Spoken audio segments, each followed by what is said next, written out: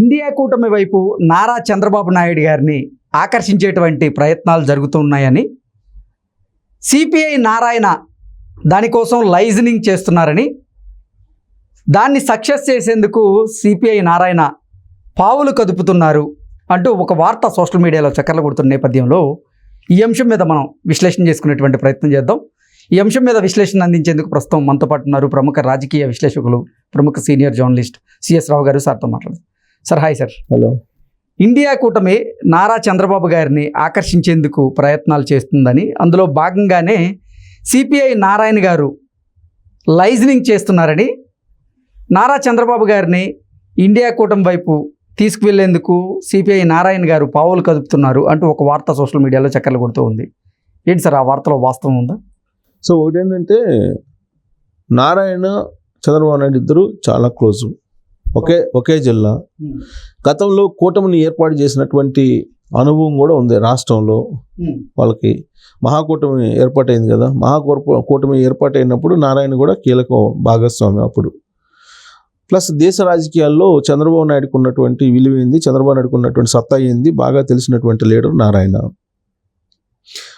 రాష్ట్రంలో కానీ దేశంలో కానీ బీజేపీ రాకుండా ఉంటే బాగుండు అని కోరుకునేటువంటి వాళ్ళలో కమ్యూనిస్టులు ముందుంటారు. ఎందుకంటే బీజేపీకి వ్యతిరేకమైనటువంటి భావజాలంతో ఉండేది కమ్యూనిస్ట్ పార్టీలు.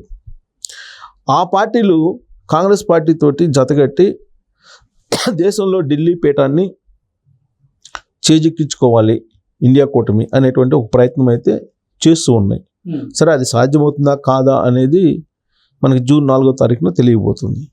కొన్ని సర్వేలు చెప్తున్న దాని ప్రకారం ఏంటంటే, అసలు ఎన్డీఏ కూటమికి ప్రభుత్వాన్ని ఏర్పాటు చేయడానికి అవసరమైన సీట్లు వచ్చే అవకాశం లేదు అనేది తాజాగా వినిపిస్తుంది.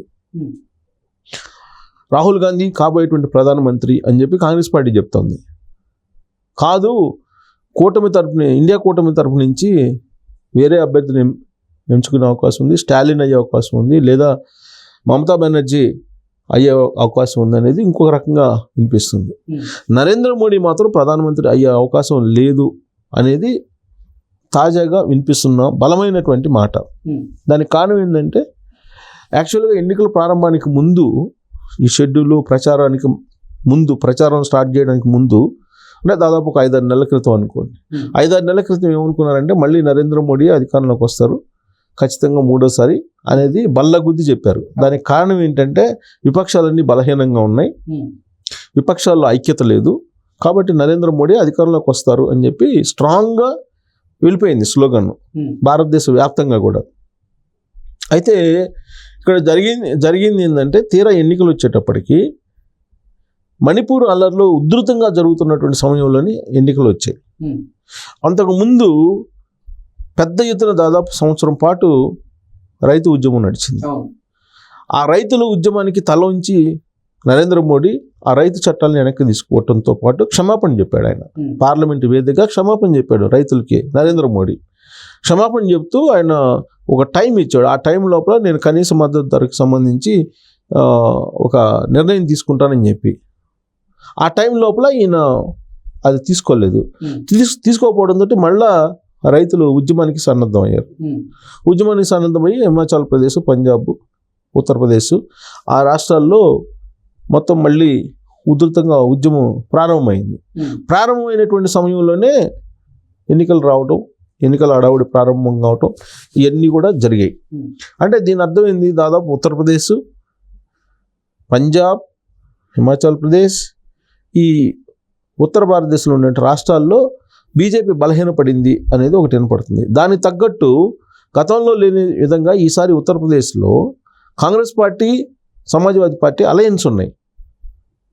సో అది ఉత్తరప్రదేశ్లో ఉండేటువంటి 80 ఎంపీ స్థానాల్లో బీజేపీకి సింగిల్ డిజిట్ రాదనేది ఆశ్చర్యకరంగా ప్రచారం జరుగుతుంది సోషల్ మీడియాలో.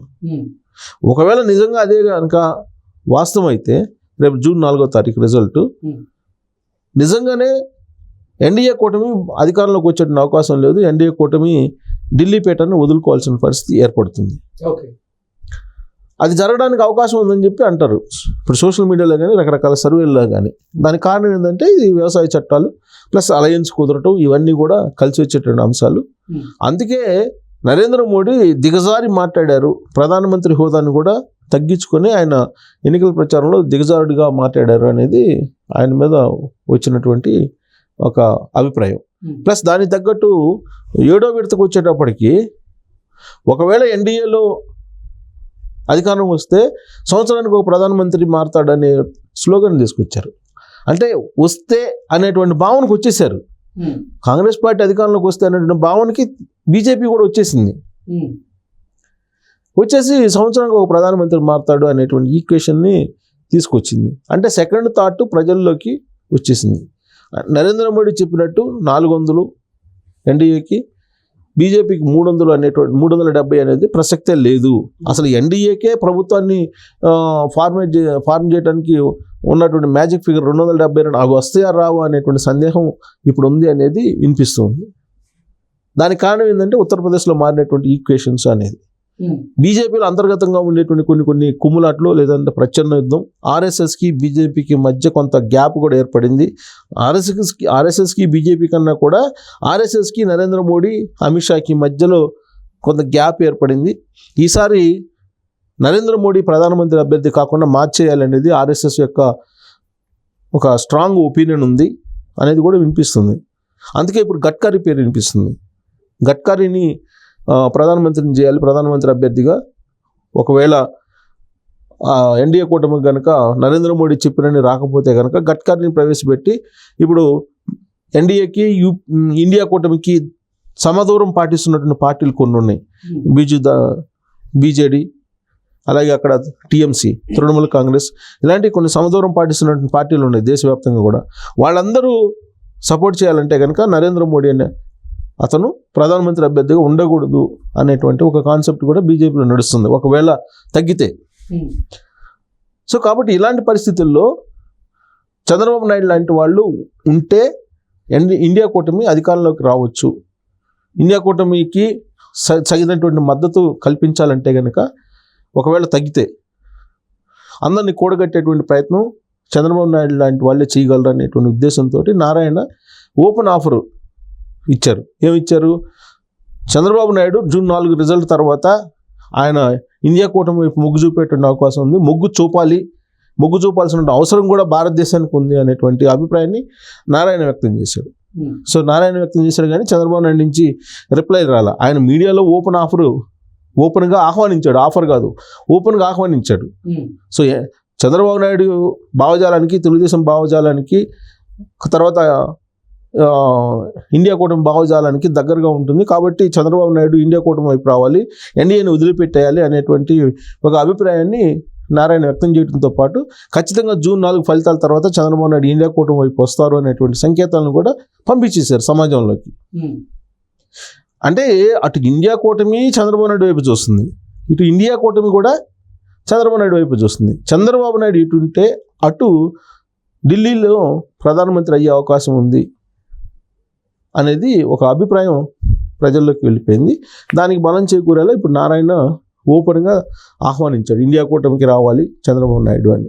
చంద్రబాబు నాయుడు కనుక ఇండియా కూటమిలోకి వెళ్తే ఒక 15-16 మంది ఎంపీలను గెలుచుకొని డెఫినెట్గా అక్కడ ఆయన కీలకమైనటువంటి రోల్ పోషించేటువంటి ఛాన్స్ ఉంది. అందుకే నారాయణ ఆహ్వానించారని చెప్పి భావించాల్సి ఉంటుంది. Okay sir, thank you so much.